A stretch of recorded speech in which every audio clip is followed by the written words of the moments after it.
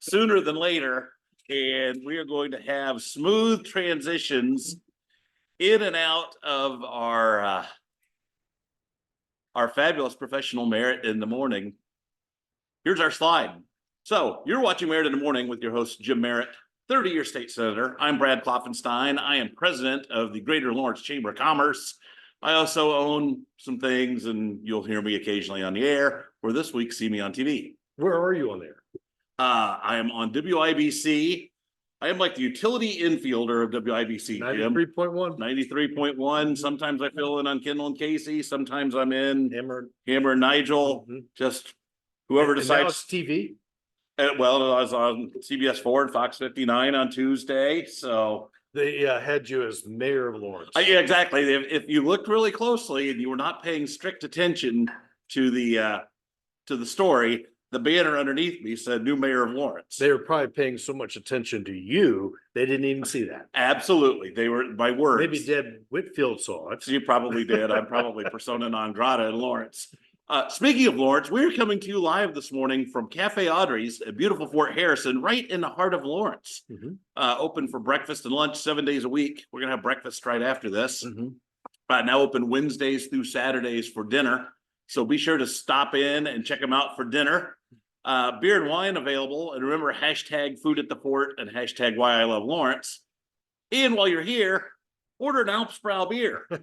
Alpsbrau beer brought, so it's so very, very Bavarian, Jim. And we also want to thank Stockyards Bank and Trust. Thank you, Paula. Yep. Thank you very much for sponsoring Merritt in the Morning. You can visit them in Central Indiana, 71st and Binford, Carmel, downtown Indianapolis, Plainfield, and St. Francis Hospital.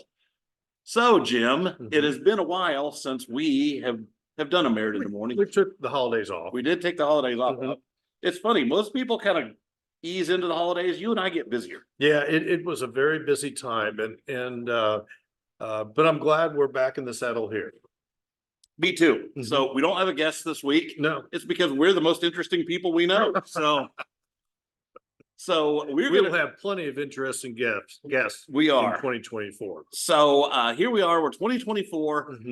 Filings for candidacies for 2024 began earlier this week. We've had a lot of people saying they are not going to run for re-election. Others say they're going to run for different things. So before we get into Governor Holcomb and his final State of the State address that was on Tuesday night, let's talk a little bit about all the changing of positions. Is this a good thing? And get your thoughts on it. So well, I've always thought, Klopp, that fresh thought and a fresh way of approaching a elective spot is a good thing. And I mean, all the way to the top of the ticket with Senator Braun running for governor, and the governor's office is going to be open. So, Jim Banks and possibly Mr. Rust are going to be running for that. So there are so many different offices that are going to have vacancies, and thus lots of people running for them. And there are myriad reasons why people want to leave office to run for another, or to just retire from the political scene. So let's start with our top federal office, and then we'll just kind of work our way down. I want to get some of your thoughts on this. So Jim Banks, congressman from up around Fort Wayne, former state senator before that, he announced a year ago when Mike Braun said that he was going to step down from that, or not run for re-election on that Senate seat and run for governor. Jim Banks decided to run for U.S. Senate. And the state Republican Party got behind him immediately, endorsed him, which that was somewhat unusual. Very much that they would endorse a year out. And now John Rust, the egg farmer from down around Seymour, has decided he wants to get in. But I think this was when you were still in the Senate. The General Assembly passed a bill that it used to be that to run in the primaries, you had to at least voted in that primaries or that party's primary in the previous election. Correct. To qualify. That got changed, and then it was changed to you had to vote in their last two primaries. So effectively, you had to have voted in their two primaries at least twice in the last 3 years Right. to be Correct. eligible to run, Mhm. which our friend Abdul has run the numbers on that. And he said that eliminates about 85% of Hoosiers Mhm. who would meet that two primary qualification. John Rust did not meet that. The other way he could have gotten on was to get a signature from his county chair. She would not give him the signature. So he filed a lawsuit, and the Indiana Court of Appeals has upheld his assertions in his case.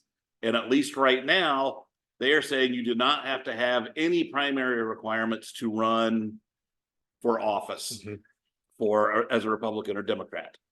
How do you feel about that ruling? Mhm. How do you feel about the change in the law from 2 years ago? Where should it stand, and where do you think it's going to go? I think the legislature this year ought to embrace the change in the court. I think that the idea of the the previous two is too much, but I think the Republican Party ought to be able to pick a Republican. So it ought to go back to the previous primary election. The signature that gives the okay from the county chairman or the district chairman. Mhm. Is it district chairman? It's county chair, but in this particular case, she is also the district chair. That's right. And I think that ought to go by the wayside because it could be just a number of things of reasons why a county chairman wouldn't sign that sheet. And this goes back to Trey Hollingsworth, who historically was called Tennessee Trey because he moved in from Tennessee. And the county chairman in Clark County did sign his sheet. And thus there was a movement in the legislature following that the Republican Party wanted a Hoosier, wanted a Republican, and the Democrat Party went along with it. And so I think the legislature ought to fix that this time for future elections. And I've changed my mind about that. And I've also changed my mind about the idea of a primary with different offices. I think we ought to at least heavily consider conventions for a U.S. Senate spot. Praise the Lord. I think that's important. I think that's important. I think it'd be a more conservative candidate because the convention is I think convention delegates are conservative in nature, more conservative than people that vote in the primary. And so bottom line is I've changed my thinking. When you get outside the limestone, you actually broaden your views and you think larger because you have the time and as well as certain incidences or factors come involved. And I've changed my thinking on this. Jim, welcome. You get out with the people and you find out that what's going on in the legislature, it might not be reality. Well, your view just changes a little bit. So, all right. So you were saying that parties should pick their candidates at convention. Yeah, for major candidate, Yeah. not the legislature. Mm. I think there should be still a primary with local offices. But when it comes to a U.S. Senate candidate, I think that ought to be on the ballot in the convention. It ought to be nominated by a convention, Republican and Democrat. All right. So why is the state GOP fighting so hard to keep John Rust off the ballot? Why not just let him on and let him lose? I think number one, they want to support the current law. They like the current law. It represents that a Republican, a dyed-in-the-wool Republican will get that spot. It also they're defending Jim Banks, who addressed the fall dinner, if you will, in 2023, and is the establishment. They want to protect him. They want to support him, and it's just a myriad of issues. And they like the law as is, and they want to say the legislature in their actions. We support the legislation /bill/law as is, and this is their way of doing that. Okay. So, so where do you think that lawsuit goes? Do you think that Do you think that they deem unconstitutional the two primary requirement? And how does the legislature address that? Well, you never know what's going to happen in a court of law. Right. And so I think the legislature, which has become more political in nature because of the supermajority, I think the legislature may tweak it a little bit, but there's no but to it. They will tweak it a little bit, but try to keep these laws, these prerequisites for running for office in state law. It has possibility of being completely struck down. They'll have to re-energize a piece of legislation either this year or next year. But I truly believe that they'll try to stick towards knowing a Republican is running for a Republican spot. Okay. Yeah. Well, it's funny. I know of several people that are dyed-in-the-wool Democrats, but have hit that two primary threshold on the Republican side.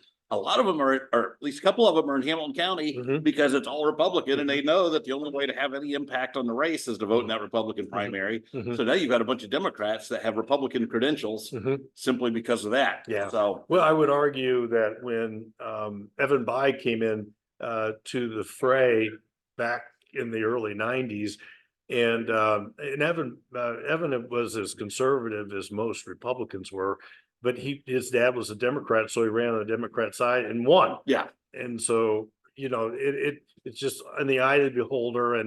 But I think the legislature will make the attempt to kind of make a robust defense of that law. Okay.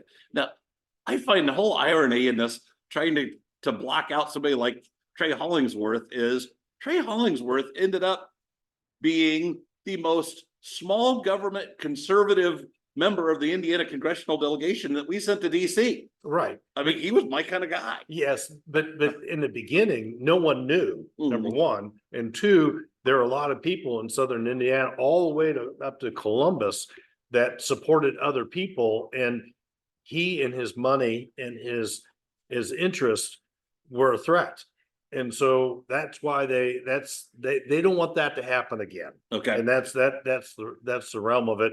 They want a state senator, state representative, a powerful business person to have the opportunity to become a congressman or whatever office. And thus it was one of those points in time where they felt like things are loose ends, and they tried to tie those together. Okay. So my prediction is that yeah, the legislature is going to have to go back and tweak that law. John Russ stays on the ballot and then gloriously loses in the primary. I think so too. And I've said this many times. If I'm Congressman Banks, I've for the last year or so, however long that Russ has been doing this, I would just kind of left him alone. Yeah. Because Banks represents the establishment. He's got the endorsement of the state Republican Party. I mean, he's going to win. And he's just given free publicity. We would not have known who John Russ.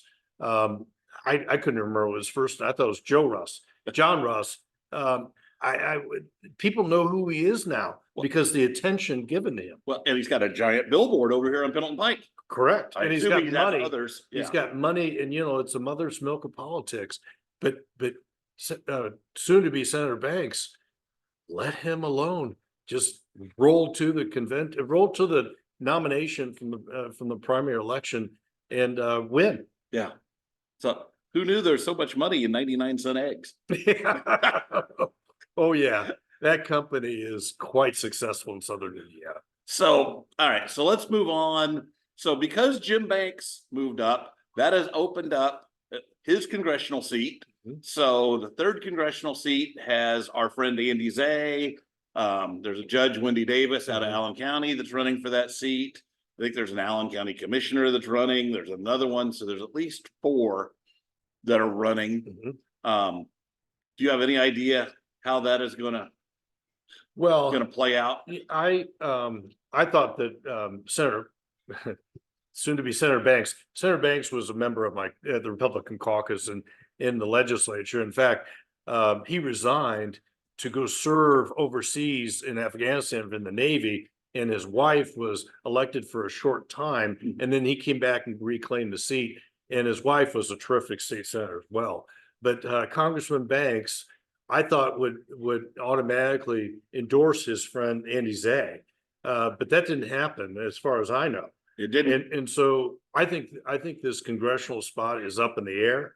I think Judge Davis has run a very good congressional campaign.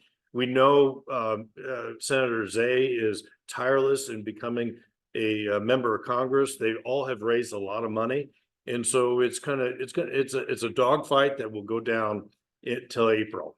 Okay.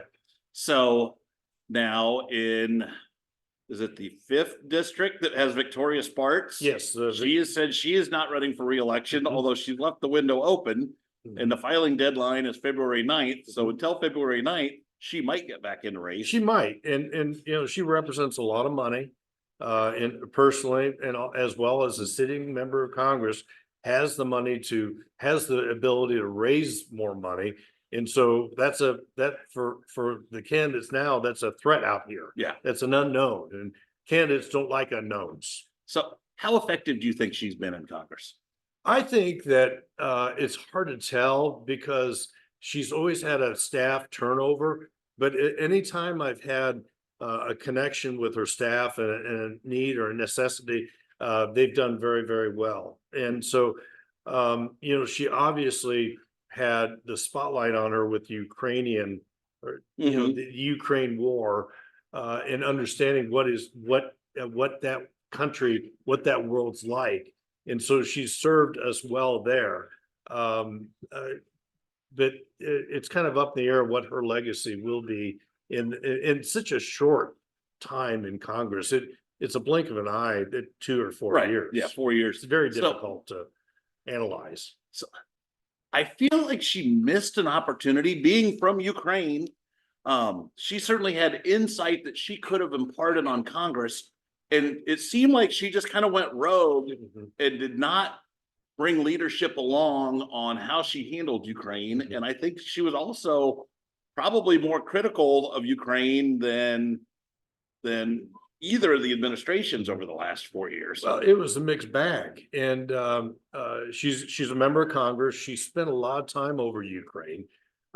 She obviously knows the countryside there, and I don't know how to analyze or assume that she was counterproductive for the Ukraine war, and so it's hard to look to see if she was helpful or hurtful in that regard, because it's by the member of Congress, Yeah. one by one, as how they feel about the Ukraine war, because most of them are saying we've got a war at our border. Yep. And we need to take care of that first, rather than what has been started over in Eastern Europe. So Yeah. it's kind of it's kind of there's a shadow on it, because it's hard to analyze exactly if she's helped it or been hurtful to it.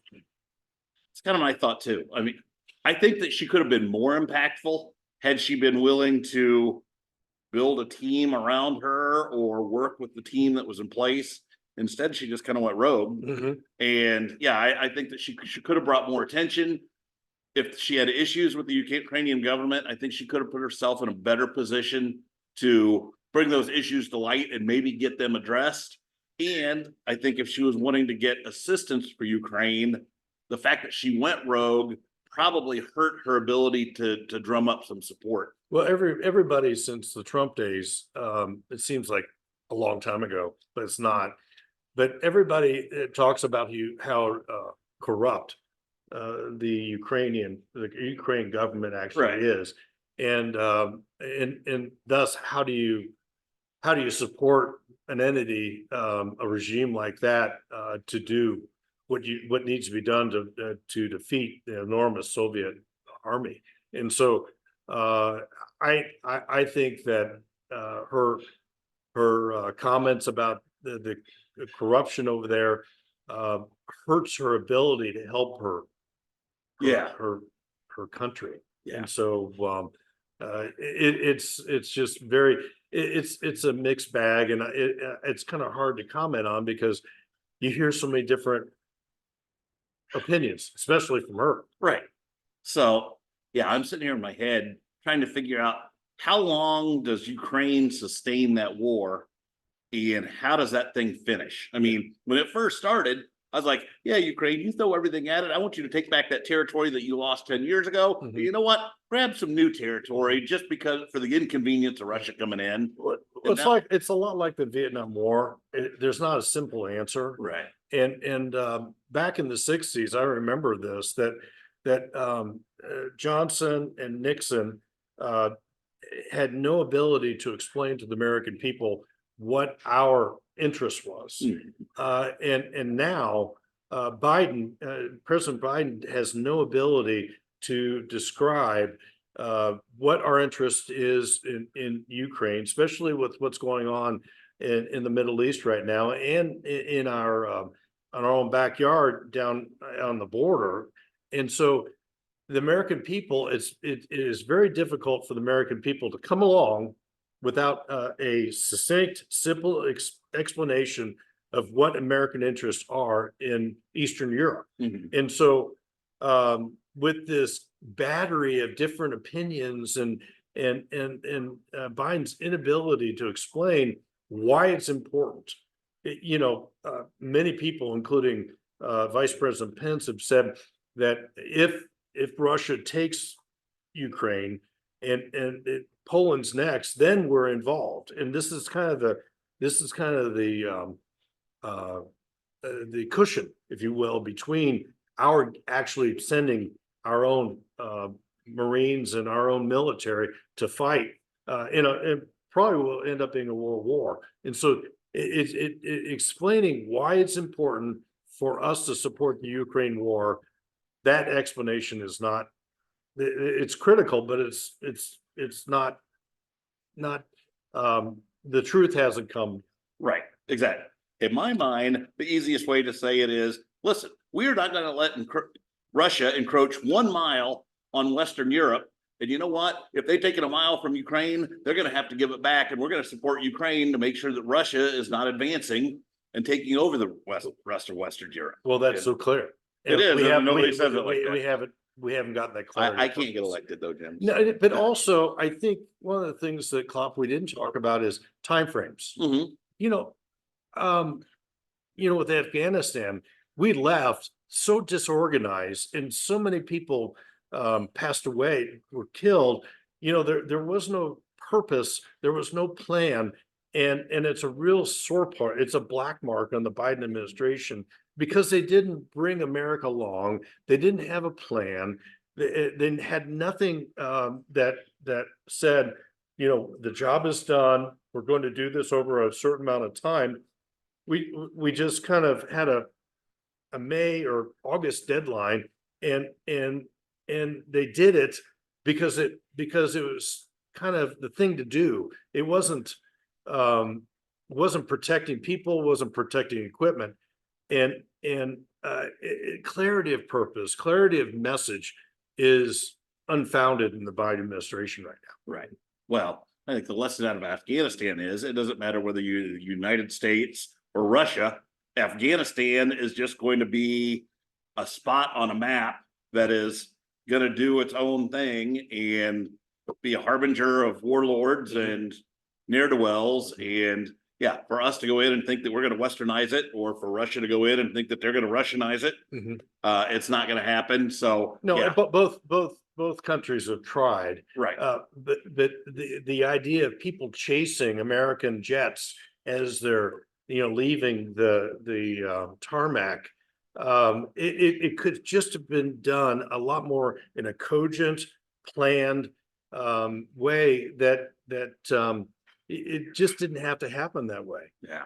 And I think a lot of the military brass, nobody resigned, but told President Biden, this will be messy, and it could be done in a lot more cogent way, and it wasn't. Yeah. Yeah, withdrawals are always messy Absolutely. because by definition, you're withdrawing. Sure. So Well, it's, the idea of leaving Vietnam and people getting on the plane and Mhm. a scrum and everything, and that's what I remember. Same thing happened in Afghanistan, but you try. Yeah. And obviously the Biden administration didn't really care about the visual, and it was just a black mark on the Biden administration, no question about it. Yeah. All right. So let's move on. We have two other members of Congress who in the past week have said that they are stepping down. I'm going to kind of lump them in together, and I'm going to preface this for our viewers.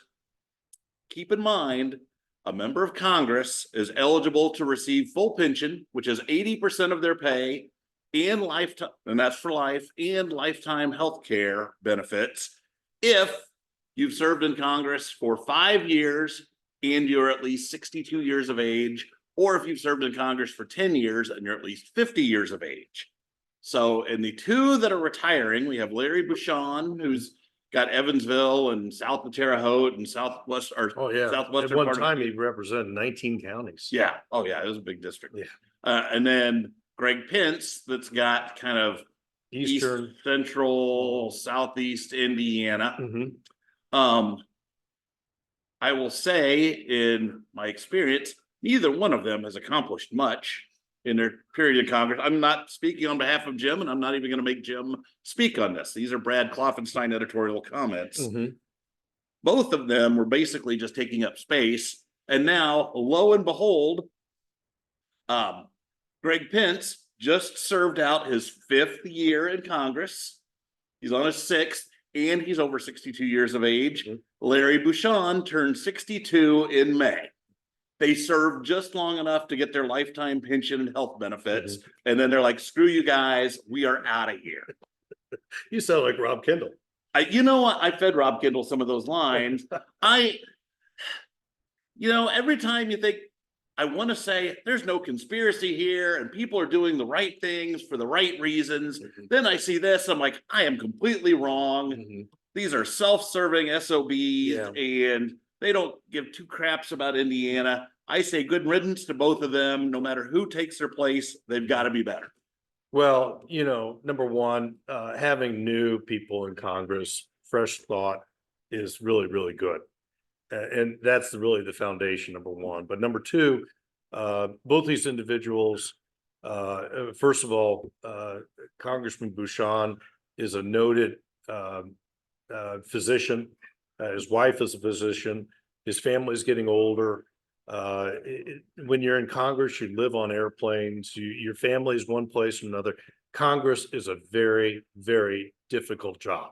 Obviously, you chose this profession, and I've worked with Larry Bouchon when I was with the Indiana Railroad, and he understood all the issues of what railroads are confronted these days. Congressman Pence was in the military, probably has a pension from the military.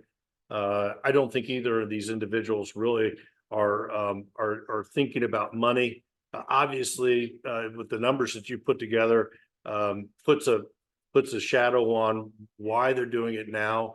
I think that with Congressman Pence, his brother's not vice president anymore. But if you look at Congressman Pence's time in Congress, his attention to his job was incredible. When people during the pandemic were voting from their district, Congressman Pence was there and in Congress and in Washington, D.C. And that is, to me, noteworthy compared to a lot of his colleagues. And so, the numbers you put together are hard to argue with. But I like to think about going forward. They have a legacy about them. Congressman Pence, I know, is a small businessman, and I think he had some ideas of running as lieutenant governor with Suzanne Crouch, Lieutenant Governor Crouch. And so that may still be there. You still can. Yeah. And he gave her $35,000 contribution to run for governor. And so I imagine Congressman Bouchon will probably go back to his I think he's a heart surgeon, and go back to that and live in Evansville. And so, I go back to the fact that I never wanted to be a member of Congress. I did not. I felt like I could contribute what I could contribute from the Indiana Senate. I always harbored ideas about being governor. But the bottom line is these individuals represent Indiana, and it's nice that we have new thought. Most people don't know this, but in the State House of Representatives, the turnover is something close to 17 to 20% every 2 years. And so that means a lot to me. You Yeah. have free thinking and new thinking. So now I know that Mike Speedy, who's a longtime acquaintance, I would call him a friend. I've known him since he was on the Indianapolis City County Council. He's now a member of the General Assembly in the House. He lives on the far south side of Indianapolis. He has already filed to run in that congressional seat. I would imagine that there will be somebody else. There will be plenty of people running for this, and Representative Speedy is a friend of mine. I think he's had a good career in the House of Representatives. I do know that he has been attending meetings in this congressional district of which he resides for some time now, because the idea of Congressman Pence actually running for lieutenant governor or retiring was something that was well noted in political circles. I think Rob Kendall, our friend at WIBC, and our friend Abdul, who we've had on Merritt in the Morning, talked about Carlin Yoder, former state senator Carlin Yoder, who is now in charge of Indiana for the Trump campaign. He is? Yes, he is. And Oh, yes, he's at the focal point of that. And I know, at least from what Abdul says, that he's interested in running for Congress. He may or may not pull the trigger on that. Senator Rotz from Richmond is interested in running for that spot. So there is no shortage of possible candidates running for that district member of Congress position. And it tells you that being a member of Congress is highly valued still. it is. Just not by this individual. Okay. Now, I haven't heard anybody who's stepping up for the Bashan seat. I'm sure there's several out there. My dad lives in that district. Maybe I'll get him to run. Senator Mark Messmer,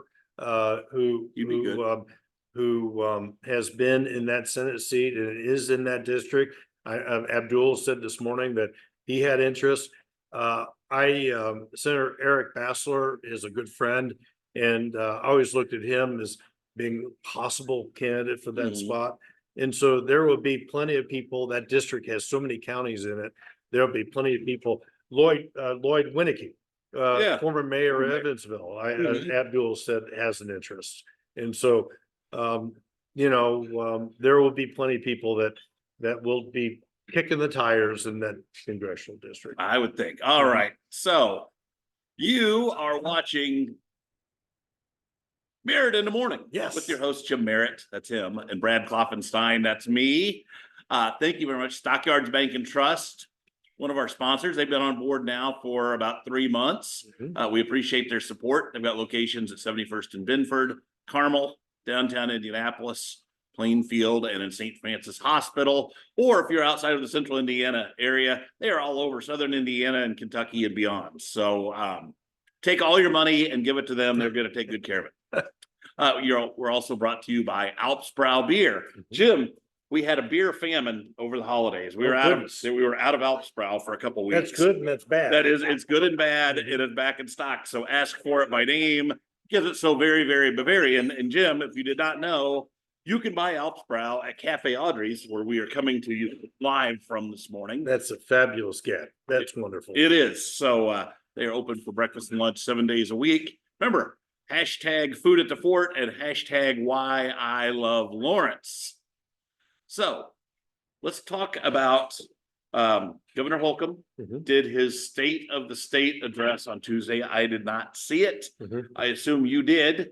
So I want to get your take on it. Well, And talk about his legacy. he talked about his legacy and he is trotted around the world looking for people to come to Indiana.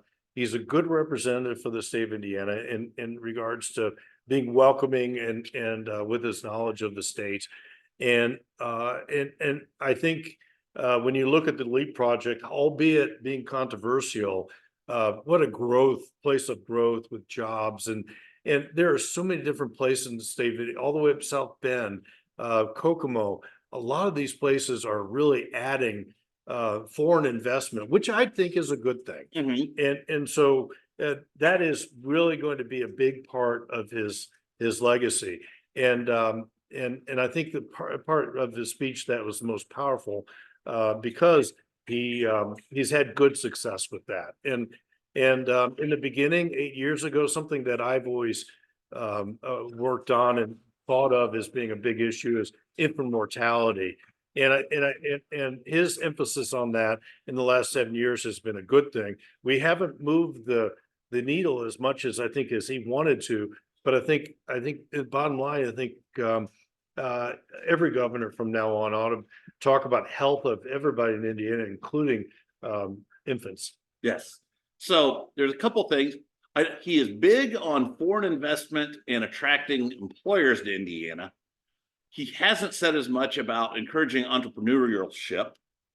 However, I don't know that it's not anything that's something he doesn't have an interest in. I think it's just he goes about it in a different way. 24 hours a day, and right. I think one of the ideas that the governor had in the beginning is he likes to use the term next level. How are you? Hi, Tammy. Thank you, Tammy, owner of this wonderful, fine establishment, Cafe Audrey. But when he came on board, he talked about next level, and because Indiana had been surfing, he wanted to take it to a next level because we were doing very well. The legislature through the years, and many of our friends throw mud at this, but the legislature it has a very good record of leading this state and with new ideas, new ways, a sound fiscal policy, a sound tax policy. And I think he wanted to not have he was somewhat risk adverse. And I think part of his legacy obviously is a pandemic. Yeah. And we know that the Trump administration and the Holcomb administration were flying blind. They'd never seen anything like this before. And thus you can pardon some of the possible mistakes that people like to point towards. But I would have enjoyed in a state of the state speech saying, we've gone through a pandemic. We did this right. We did this right. But if I had to do it over again, we would do this, this, and this. And this is what I'm saying to the next leaders, to the next legislature, to the next governor, is that learn from what I did, the good things and the not so good things. And in politics today, we just don't like to admit error. Right. It shows weakness. But I believe that if you show weakness, you show strength by saying, this is what we had a problem with. This is what needs to be fixed. Yeah. Well, if you look at his two predecessors, he probably was not as aggressive and forward-thinking as a Mitch Daniels. However, he was not a rock the boat, and he was not nearly as controversial and just us versus them as Mike Pence. So he seemed to kind of split the difference between those two. Right. And you're right, he was handed a state that was not in bad shape. And yeah, his job was don't screw this up. And I think he did a very good job of don't screw this up. Yeah. And I like to talk about, Governor Pence had a red phone on his desk that went directly to his wife. Okay. Because his family was very important. He's written a very nice book about family and just of recent. But Pence was willing to fight the society wars, if you will. Right, he was. He fought for what he believed in, even though that oftentimes put him at odds with people who did not believe the same thing as him. Right. And Daniels didn't want to talk about anything like that. Right. And Mitch actually had an hourglass on his desk with the sands of time. Mhm. And so Mitch, up until the last day, was working for the future, not really worried about the legacy because he believed that that would speak for itself. Mhm. And that's kind of what that's what I kind of expect from the Holcomb administration, is working till the end, but also helping us learn. And my name of my book is Lessons Learned, is coming in 24, is how can we do better in the future? Mhm. But this is how we kind of miss the mark, and this is what I would suggest you do in the future.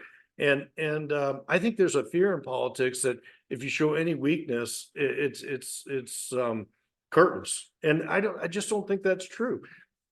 Indiana and American people are very forgiving.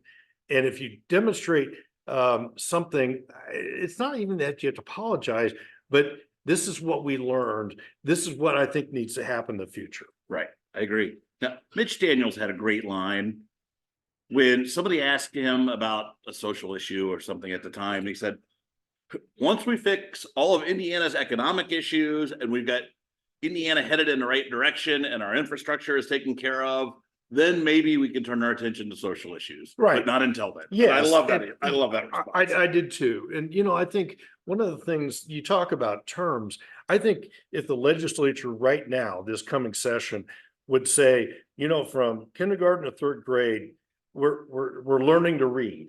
And then after that, we're reading to learn. Mhm. And if you would just put a surge on reading between K and third, rather than having 13,000 kids flunk the I Read 3 test next year, you probably won't have that. Yeah. And have that surge from institutions. There are 30 institutions that prepare kids to be teachers.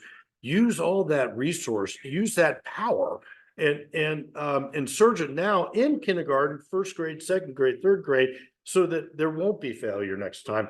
Instead, right now, the idea of the legislature is to change the third grade retention law. I How don't, do you feel about that? Because that came out this week. There were 8,000 Indiana third graders failed the reading portion. 13,000. 13,000 failed the reading portion of iLearn. Mhm. But of those 13,000, it was only like 300 or 400 of them were actually retained and had to redo the third grade. How do you feel? I think that there's so many symptoms to that. I think we ought to tackle the symptoms rather than the test. The legislature is has for the last 10 years has tried to figure this out. I think we ought to take a look at our resources and fix the problem now rather than the test and retention. Because first of all, if you look at retention, and people say maybe we ought to have a second grade as a warm up to the third grade Mhm. test. Well, that costs money. Yeah. Well, I would think ideally they should be learning that whole time anyhow. You're not right. the test, all you're doing is figuring out, have these kids learned anything up to this point? Right. And also, whenever you're talking about this area, people being stuck still in third grade, that's going to cost money. Yeah. And everything comes around to money in this legislative session because of the comma problem, Mhm. the $1 billion comma, and as well as it's not a fiscal session. Let's work on the symptoms of the reading frailties of our students in K through 3, rather than deal with something that we can't fund with with keeping kids in No. third grade. Now, I don't think the problem's with the test. I think the problem's the kids can't read. Right. And Right. so Let's I surge the problem with the reading problem rather Yes. than the test. although I tend to feel like if you can't read, let's have you go back and redo third grade until you can read. Yeah, but what are we doing with kindergartners, first grade and second grade, Yes. third grade? Well, And yes. so what, for those third graders that flunk that test, what I would do is I would take the 1,000 teachers that are either coming out of 30 higher education institutions or those that are in that, and I would surge it for spring break and summer break Mhm. and places like that where you're it's almost like the term coaching them up. You're tutoring them so they can go to fourth grade. So education has some problems. I could solve them, but I'm not in charge. Education has some problems, but it all comes back to the pandemic and closing these schools. And then the federal government coming in with hundreds of millions of dollars. In Indiana, $150 million. That funding from the federal government is finishing. There's a cliff in September of 24. And one of the ideas, one of the factors, one of the things that the legislature ought to be doing other than reading is those programs like Strive in South Bend and iRead and different programs from the Mind Trusts in Central Indiana and statewide. What are we doing right with those programs? And let's amplify them, because there's going to be a hole.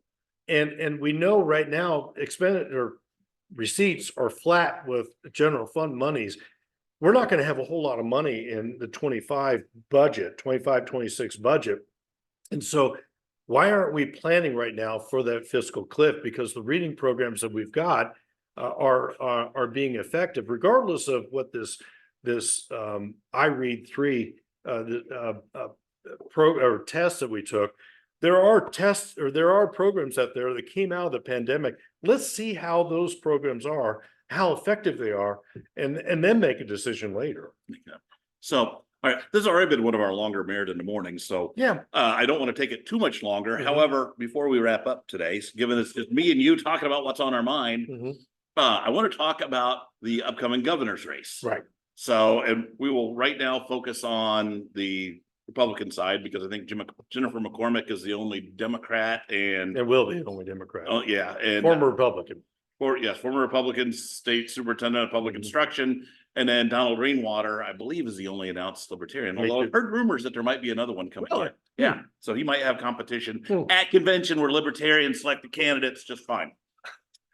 So there are 5 that are announced for Republican governor. So let me see if I can do them off the top of my head real quick. You got Brad Chambers, Eric Doden, Lieutenant Governor Suzanne Crouch, former Indiana Attorney General Curtis Hill, and Mike Braun, who's state senator, former state representative. So of those, 3 of them are personally wealthy and can self-finance a campaign. Then you've got the Lieutenant Governor and Curtis Hill. Will all 5 of those end up being on the ballot when all is said and done? Well, I think at least 4 will. There's been a struggle with Curtis Hill. I got, I think, a message through Abdul with his cheat sheet that he is now hiring someone. All the candidates have hired. I don't know about Doden. Doden has said he has a lot of volunteers, but if you're going to run and you need 500 signatures per congressional district, more times than not, you're going to have to hire people to go out and get these signatures, and you're going to have to get more signatures because they're duplicates. People aren't registered to vote. There are problems. Senator Braun came with 14,000 signatures just the other day, filed them, more than enough. And so I think Curtis Hill will have trouble, but I know the other 4 will have those signatures. I know I've signed a petition for at least one of them, maybe 2. Yeah, I've signed for a couple too. And I think everybody ought to be on the ballot. Right, I do too. I mean, I do it. It doesn't say I'm going to vote for you. It just says I think you belong. You deserve to be on the ballot. Yeah. So exactly. how do you handicap that race? It's very difficult. My wife Susan asked me the other day, well, who do you support? And I couldn't even tell my own wife who I support. I think it's because you're terrified, or because you just don't know. Well, also I know what I would do, and none of them are doing what I would do. And so it's very difficult to support somebody like that. But no one, and Doden's been in this for a couple of years now. Right. Yeah, he was really the first one to get in. Right. But most lieutenant governors run for governor. Yes. So Suzanne Crouch has been in it for a long time, probably mentally has been in it for longer than we know. But it is very difficult to handicap that. U.S. Senator Braun has been working it. He says that he's not going to self-fund, that he's raised a lot of money, and Abdul reports that he's got at least $4 million on hand. We know it's the mother's milk of politics is money. And, but we know Doden is willing to spend as much money as he can. We know that Brad Chambers, who entered late for most campaigns, loaned his campaign $5 million. And then he came with several $100,000 donors, one, the CEO from Lilly. And so, you know, I think if you're a governor candidate and you're staring at what a 4-month grind right now, the goal is to separate yourself, saying something different. I think that Suzanne Crouch, Lieutenant Governor Crouch, when she talks about axing the tax, eliminating the income tax, I think that is, with my knowledge and all the years I was in the legislature, if we could have done that, we would have done that by now. And I think the idea of tackling the property tax, which hits everybody that's a property tax owner, and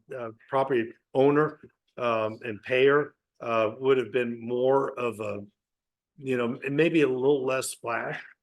And but she was trying to separate herself, and she continues to say she can balance that book well with the missing comma, and as well as the receipts for state revenues not as much as predicted. That I think that axe of tax is difficult at best. I'm literally impossible. And so I think it separating yourself, if you're a governor candidate, separating yourself from the other folks is the goal. And it'll be really interesting to watch. Very unpredictable. Yes. All right. So Jim, what do you have coming up? I've got a consulting firm, JWM Consulting. Hire him. He's good. I'm on every Thursday morning with Rob and Casey, and we have State House happenings with Rob and Abdul, and looking forward to a great 24. My book, co-authored by Steve Wolf, will be coming out sometime this year. Lessons learned, and we talk about Spanish flu and COVID, and what we think the solutions for the country and the state should be coming out of a pandemic. Very good. So as for me, late this afternoon, 5 o'clock, I will be speaking to the Northeast Indianapolis Rotary. Wonderful. At the VFW on Lee Road. If you want to come Excellent. out, they have cheap beers. They also sell Alpsprout. Absolutely. Yeah, and so I'll be talking to them. And then next Tuesday, the Greater Lawrence Chamber, we have our Chew on This luncheon. Our guest speaker, Rob Kendall. Wonderful. Rob Kendall's going to be here. So Tuesday, that's over at the Garrison. $20 gets you lunch, and you get to talk to Rob Kendall and me. Wonderful. So I may have to make that. Oh, you should. It'll be fun, Jim. We're going to have you as a speaker one of these days, in addition to you just being an attendee. Okay. So you've been watching Merritt in the Morning with your hosts Jim Merritt and Brad Klopfenstein. We've been coming to you live from Cafe Audrey's at beautiful Fort Harrison. We do this typically on Thursdays, typically in the mornings. Contact us for exact details and times. But they're fabulous and they're wonderful hosts. Get here. You can have breakfast and lunch 7 days a week, dinner Wednesday through Saturday. At Alpsprout. And they will serve you an Alpsprout beer. So thank you, Alpsprout. Remember, so very, very Bavarian. Also, thank you to Stockyards Bank and Trust. Locations at 71st and Binford, Carmel, downtown Indianapolis, Plainfield, and St. Francis Hospital. Look them up. They are fantastic bankers. So thank you all for watching. We will be back in a couple weeks and do this all over again. Thanks, Jim.